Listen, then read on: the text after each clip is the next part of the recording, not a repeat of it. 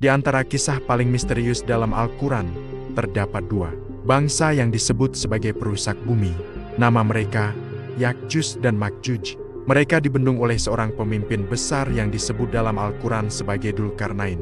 Namun tembok itu, suatu hari, akan runtuh.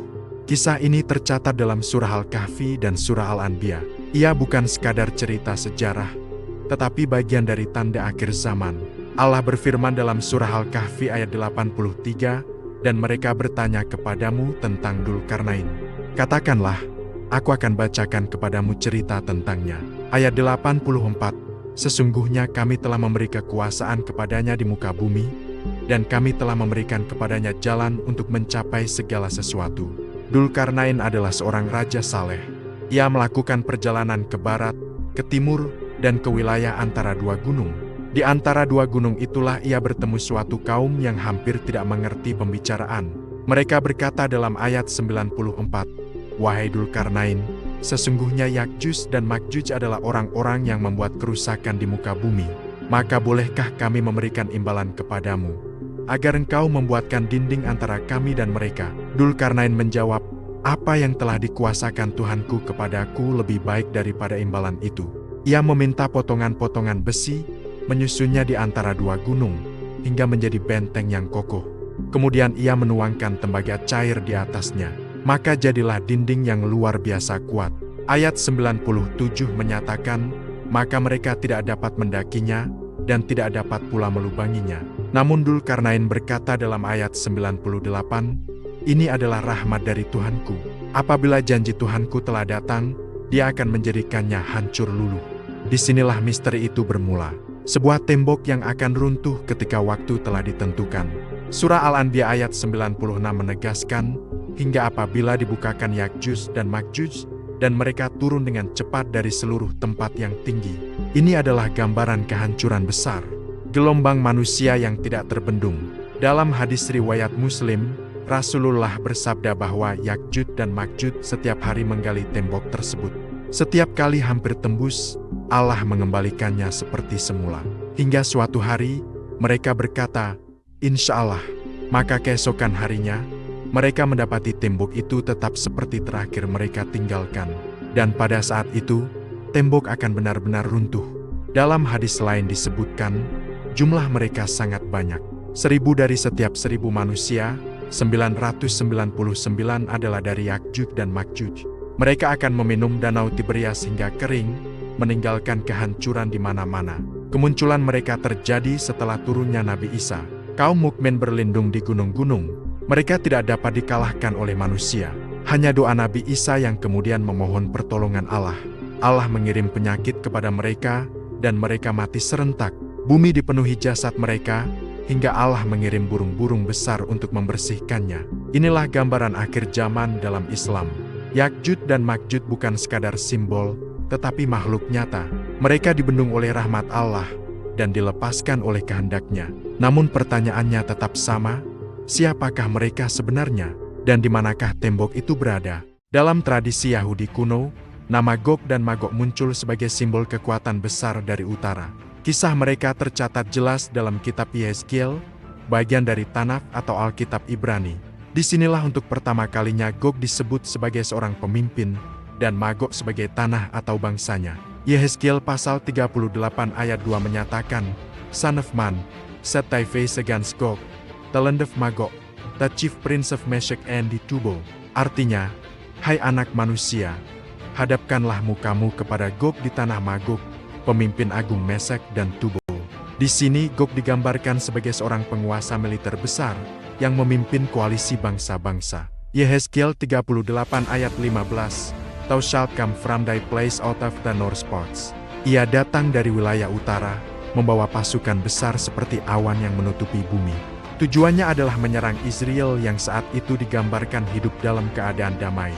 Namun Tuhan menyatakan dalam ayat 21, "I will call for a sword against him." Artinya, aku akan memanggil pedang terhadapnya.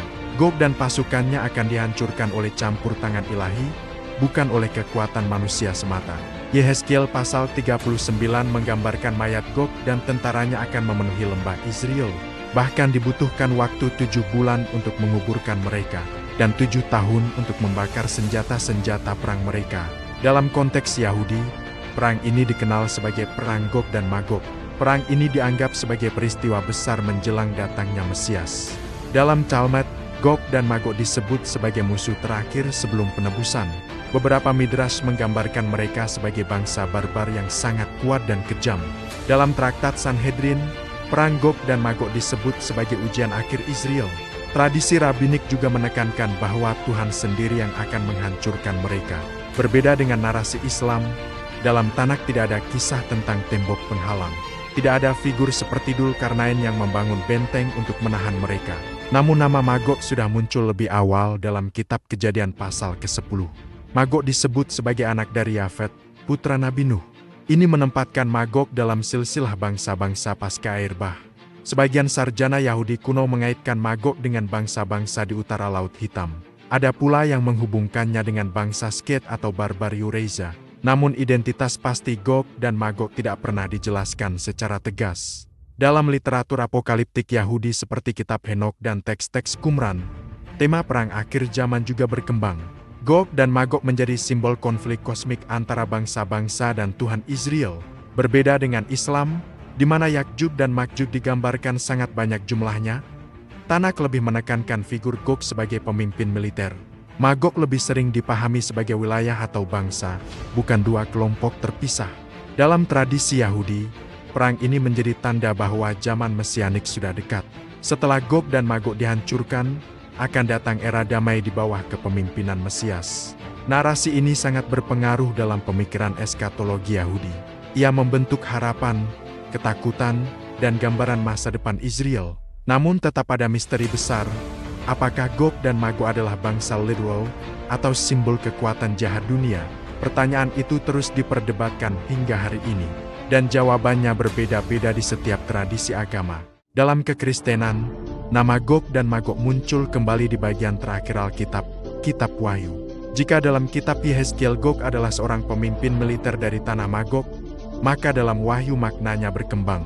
Kitab Wahyu pasal 20 ayat 7 menyatakan, "And when the 1,000 years are expired, Satan shall be loosed out of his prison."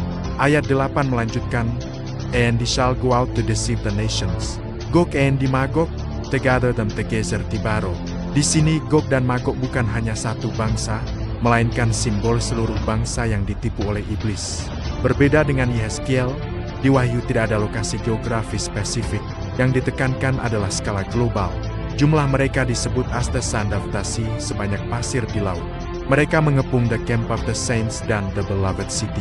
Namun ayat 9 menyatakan, "And the fire came down from God out of heaven, and he devoured them." Tidak ada peperangan panjang, tidak ada strategi militer rumit. Penghancuran terjadi secara ilahi dan cepat. Setelah itu, iblis dilemparkan ke dalam lautan api bersama binatang dan nabi palsu. Peristiwa ini terjadi setelah masa 1000 tahun yang dikenal sebagai milenium. Dalam teologi Kristen, milenium ditafsirkan berbeda-beda. Kaum premilenialis percaya Yesus akan memerintah secara literal selama 1000 tahun di bumi. Kaum amilenialis menafsirkan 1000 tahun secara simbolis sebagai periode gereja. Sedangkan postmilenialis percaya dunia akan mengalami kemajuan rohani sebelum kedatangan Kristus. Dalam semua pandangan ini, Gog dan Magog tetap menjadi simbol pemberontakan terakhir manusia. Menariknya, kitab Wahyu ditulis oleh Rasul Yohanes di Pulau Patmos. Ia menggunakan bahasa simbolik, penuh metafora dan gambaran apokaliptik. Sebagian teolog awal seperti Agustinus menafsirkan Gog dan Magog sebagai representasi dunia kafir.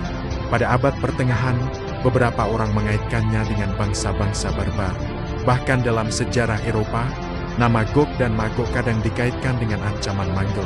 Dalam peta abad pertengahan, wilayah timur jauh sering diberi label tanah Gog dan Magog. Legenda Alexander Agung juga masuk ke dalam tradisi Kristen.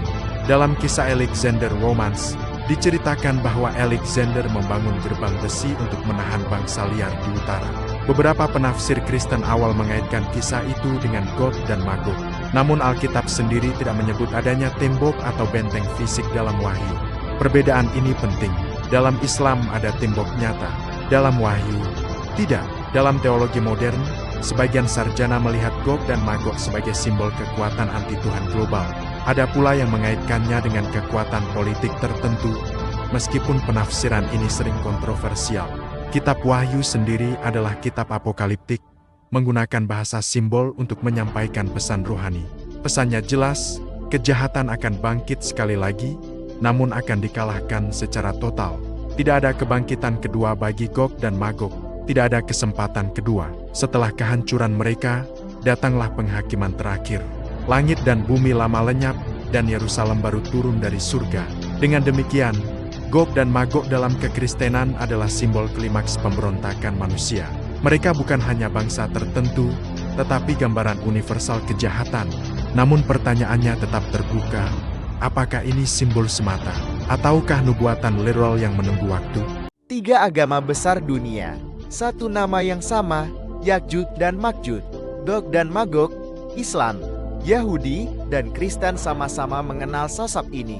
Namun detail kisahnya berbeda. Mari kita susun secara sistematis, apa saja persamaannya, dan di mana letak perbedaannya. Persamaan pertama, mereka muncul pada akhir zaman. Dalam Al-Quran Surah Al-Anbiya 21:96, Yakjud dan Makjud dibuka menjelang kiamat. Dalam Yehezkiel 38:39, Gog menyerang Israel sebelum era Mesianik. Dalam Wahyu 20:78, Gog dan Magog muncul setelah 1000 tahun. Semua sepakat, ini adalah peristiwa eskatologis, peristiwa akhir sejarah manusia. Persamaan kedua, jumlah mereka sangat besar. Dalam hadis, jumlah mereka luar biasa banyak.